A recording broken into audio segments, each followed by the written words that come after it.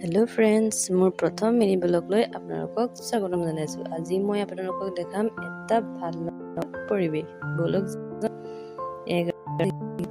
তাই আকৌ হাঁহিছে। এয়া দেখিছেনে আমাৰ আগফালৰ পৰিৱেশ।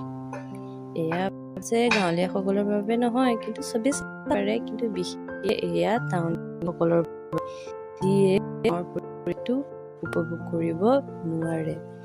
মোৰ এইটো প্ৰথম ব্লগ আৰু ইয়াতে আমি কিমান ভাল লগা পাওঁ বাৰু। আকৌ আমাৰ পাছফালে পৰিৱেশ, সেইখন হৈছে এখন গাঁও। পইচা তলত ঘূৰি বাৰু ফুৰিলোঁ। এয়া দেখিছেনে কি ধুনীয়া এটা ভাল পৰিৱেশ। মোৰ আকৌ এইটো প্ৰথম মিনি ব্লগ। ভাল লাগিলে কমেণ্ট শ্বেয়াৰ কৰিব আৰু